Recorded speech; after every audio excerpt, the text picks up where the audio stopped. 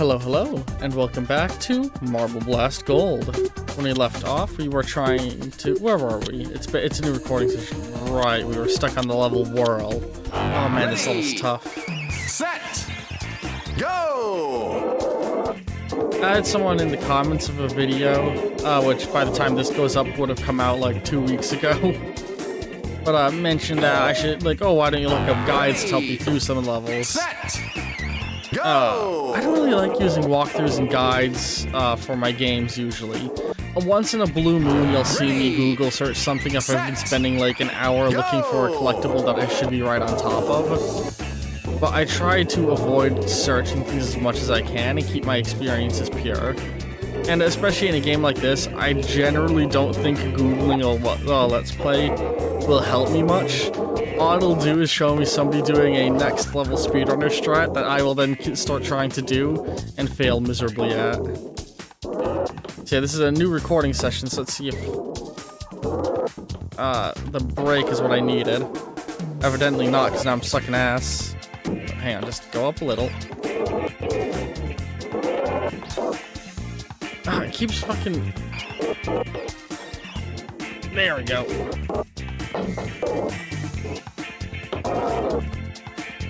God damn it. There we go. Super speed. Shit. Yeah, let's see if a weak break is what I needed. Super speed. I don't know what is gonna be the standard for what I decide to quit this game if I ever do, but we'll see. I've had a few moments where I got very close to feeling like I wanted to quit. And I'm not gonna lie, this level kind of gets me there, but I'm also like, don't want to quit on a level like this because it doesn't feel like I'm failing because of horse shit. I'm failing because I'm not good enough. Oh yeah, fuck. Alright, restart level. Hang on, my headphones feel funny on my head. Set! Go! There we go, that feels much better. Alright, come on. Careful. Careful. Careful. Careful, SpongeBob. Careful, SpongeBob. Careful, SpongeBob. Careful. Fuck. I think that's the first time I've died to the oil. Set! Go! I hope we've all been doing good. At the time when this is going up, hang on, let me double check things in my notes. Yeah, by this point the Fallout campaign I've been streaming is starting airing. I hope you all enjoy that, and later this week, there should be a second tabletop campaign streaming starting. I've been wanting to do streamed tabletop campaigns again for a long time, ever since my old Halo Infinite campaign fell through. Careful. Yeah, I love doing tabletop campaign stuff, and I'm really excited to be sharing the systems I've been making with all of you. The Shadow Space one is going to be a little rough around the edges, because it was sort of impromptu became a YouTube series. It was just a small private thing. So the campaign is the most hodgepodge together, but so it'll take the most time to get everything good, I think. Super speed. Wouldn't be compared to the Fallout campaign, which has literal years of planning behind it, and like trial and error. Seriously, I've done like 3 trial runs of this campaign with people in the past. But all the players in the current one have never experienced the campaign. Careful. Okay, careful. Okay, here we go. I feel like I'm doing way better than I did previously. The fresh mind probably, like the step away and fresh rest definitely helped, I think. I'm not like stuck on this level while being exhausted. As soon as I left the ground, I could tell I was gonna fuck that one up. Go! There we go. Alright, careful. I hope people have been enjoying my Fallout New Vegas playthrough as well, and I'm just thinking about Fallout. I've been having so much fun playing that game again. Very good game. Careful. Yeah. Oh, come on. There we go.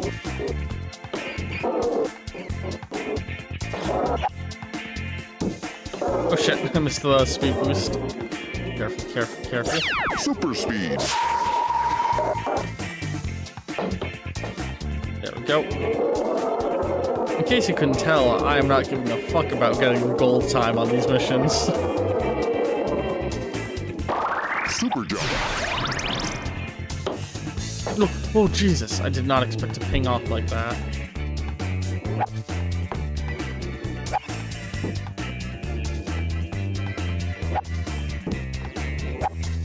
There we go.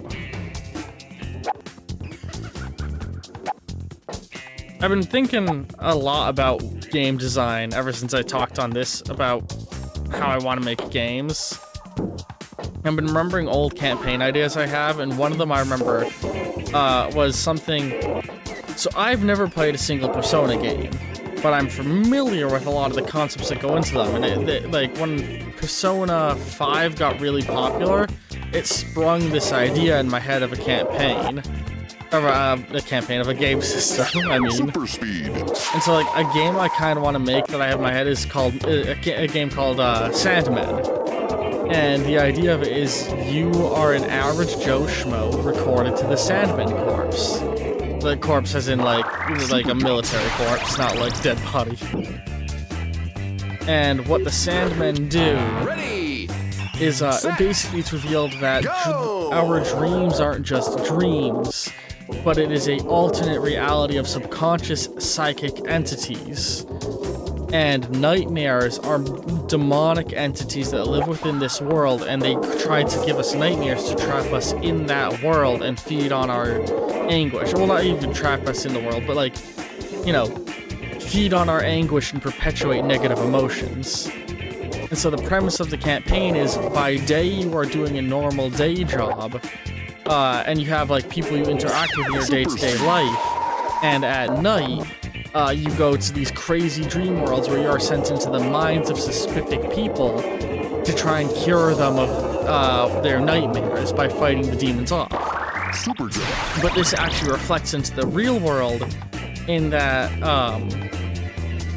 like, so many of the missions will actually revolve around you entering the dreams of people you personally know or can interact with, who are all going through troubles in their life.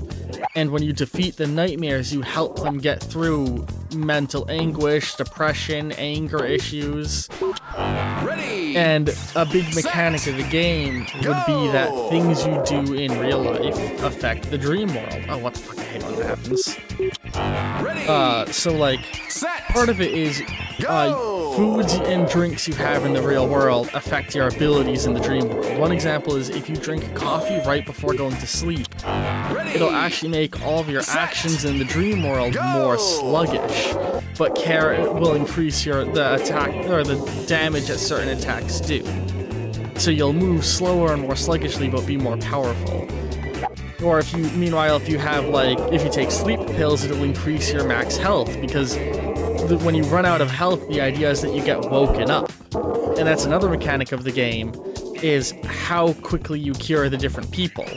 There's actually, like, deadlines and time limits hidden within the game, so that if you die too many times on a mission, you can actually fail to cure a person's issues in time and have negative repercussions in the real world. Super speed. Some of the more extreme ends of late game examples might be a person with suicidal depression, because this game would have dark themes. If you do not get rid of their nightmares soon enough, they will off themselves in a terrible scenario. Or another case might be, a person with anxiety, you don't cure their depression before a big concert they have, and because of that they chicken out and their entire life career is ruined. And your inability to defeat their nightmares has led to them having problems.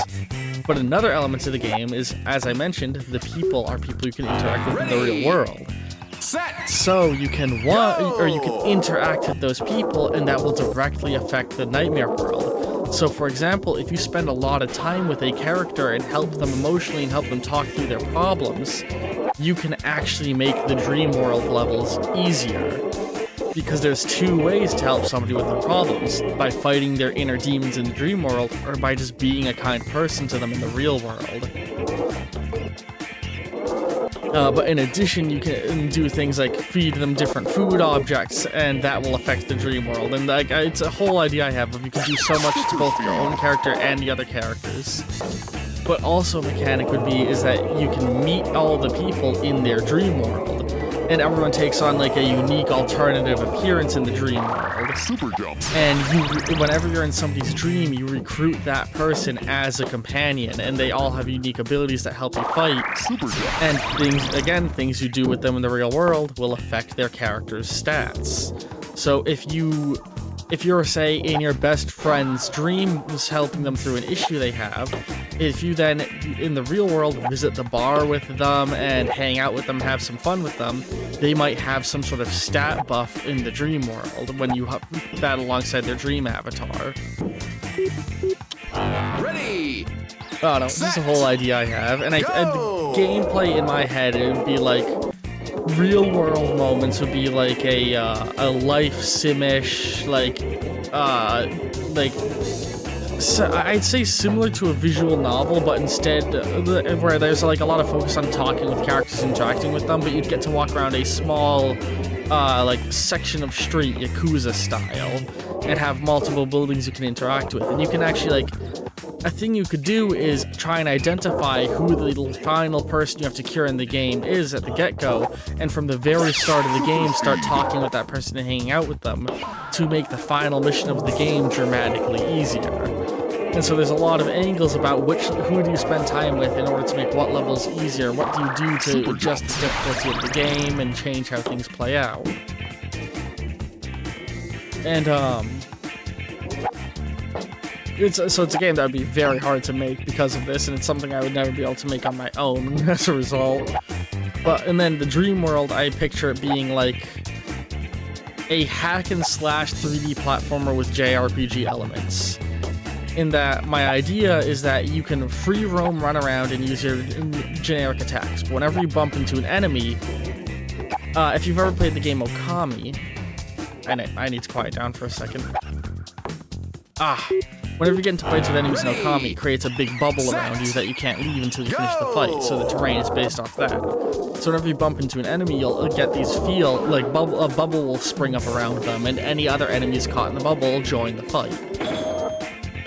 And during the combat, you are running around hack and slash style, but every one of your attacks will have a cooldown. Or all of your special attacks will have a cooldown that you have to trigger with button presses. So, there's certain powers that are on a sort of cooldown, turn-based vibe, while other attacks are free to roam, run around. Oh, no, it's a whole fun idea I have in my head, and I would love to, if I can ever get popular, if my YouTube channel ever gets popular for whatever reason, or any of my other projects do well, like my Heart of Action TTRPG or something else, I definitely want to try and invest money into putting together a game studio to make my dream games and work with a team of people. And I know I have a few friends who have amazing ideas that they want to flesh out that I would love to work with them and make into official projects.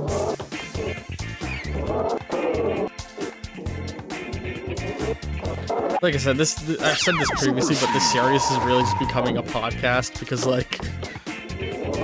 what am I going to talk about? I'm rolling a marble. There's not a lot in-game to commentate on. But it lends to a sort of chill vibe that this game is having for me when it's not infuriating me into pulling my hair out. Super jump.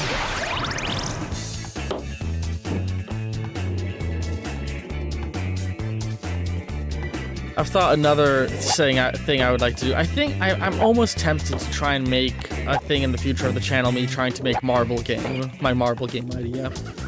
But I've also thought a fun project idea would just be doing a series where I just write a design document for a game that I don't think I can make, just to get my ideas out there, you know? Ready. Set. Another game idea I talked about previously was I have a whole apocalypse campaign based off 1920s sci-fi, or campaign game. I keep saying campaign by mistake because I do tabletop stuff so much. Although this is one of the game ideas that I've also written to work as a tabletop campaign, and I'm currently running with a friend. That's what I end up doing with a lot of my video game ideas, is turning them into tabletop campaigns when they work. Well, enough has one. Heck, even Shadow Space is something I wouldn't mind doing a video game adaptation of one day. That tabletop campaign that will be airing on the YouTube channel later this week. Go check it out. But,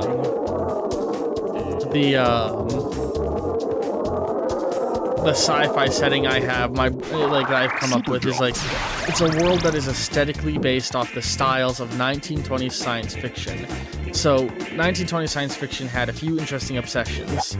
People had just started to realize what the fuck a rocket was, and were fascinated with it. Spaceflight first started being conceptualized and dreamed of by people like, Ready.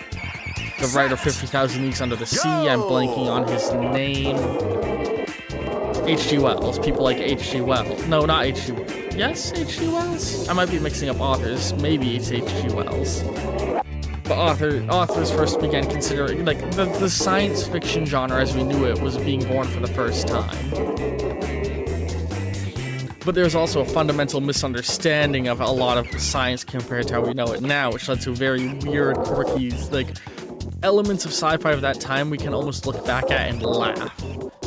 And so, the setting I have in mind is, there's also the whole thing of the world wars were still very much lingering on people and making them nervous, and that affected a lot of the elements of the science fiction in very cool ways. And part of that was bunker culture was a big thing. People were trying to think of ways to build cities that were resistant to bombings and air raids. And so that feeds into the setting idea. Set within the metropolis, after a great war destroyed much of the world. This isn't a nuclear apocalypse, it is a chemical apocalypse. Because in World War II, there was World War I, there was a lot of focus on mustard gas and such. And so lots of chemical experimentation and bombing raids were happening, and the world as we knew it was, or as the people knew, was destroyed. The city was designed in this, what I'd call a urban lasagna, which is a concept that was very present in the sci-fi, or the ideas of futuristic cities at the time, which that term is never used. It's a term I used to describe because they imagined skyscrapers getting ever taller and more interconnected, with suspended roadways between them and walkways, and basically building, instead of many small skyscrapers, just giant city-sized buildings, more or less. And so that's what the city kind of is.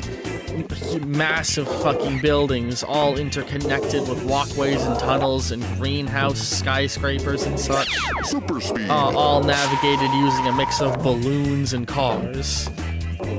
But they're like a bizarre sci-fi-y car. But the city is actually not a major part of the focus of the campaign. Rather, it is the Undercity.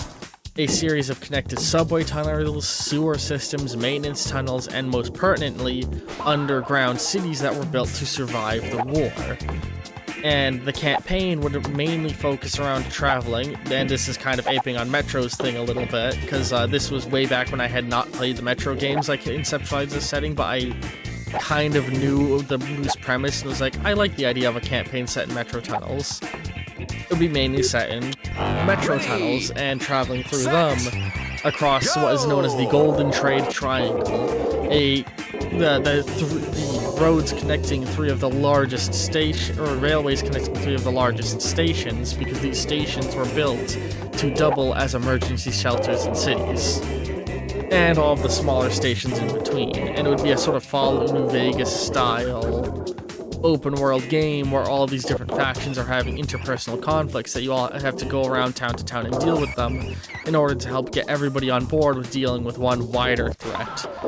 The threat of mutant creatures on the surface trying to spill down into the tunnels below. With my ideas of mutant creatures being based again on 1920s sci-fi, because if you've ever looked at sci-fi creatures of the 1920s, they are just the goofiest, silliest creatures, and I love them. Super jump. Alright, this is probably going to be my last attempt of this episode. So I'm quieting down a little bit to try and really focus in on... Fuck! Ready, set, go! I'm gonna be honest. If I don't make it out of this level by the end of this recording session, I might be tempted to end this. I don't want to guarantee that's what I'm doing, but, like, I've been stuck on this one level for so long, and I don't want to be stuck doing one level over and over and over, because I've been stuck on this level for, like, a while, it feels like. Just doing the same things over and over. I'm definitely getting better at it, though, which is why I'm kind of tempted to not say that. But yeah, this level is real fucking hard. Oh wait, I just realized I said that was gonna be the last attempt, and then I right into another one. It's hard. It's hard. I'm getting into like a game flow. I'm actually getting better at talking at the same time as playing this level.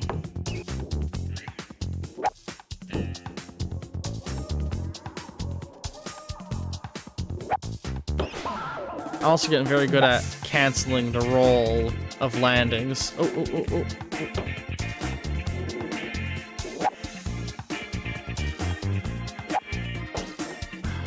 Shit, shit. Okay, careful.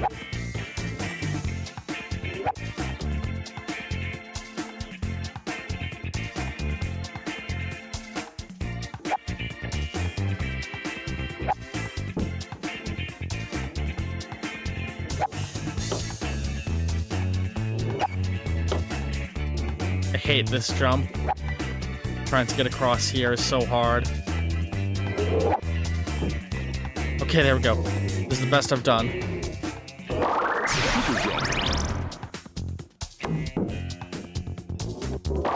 Super jump.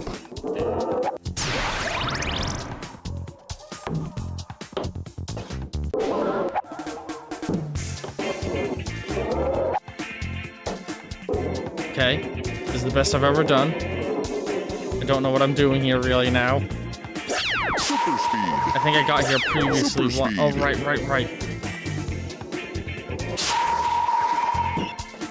Oh, I remember I got here previously. Oh my god. Oh my god. Oh.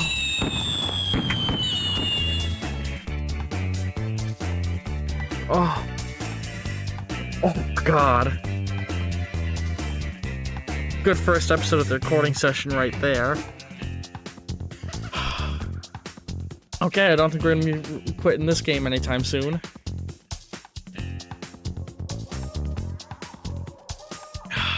Well, be sure to come back tomorrow. 40 seconds. Fuck you.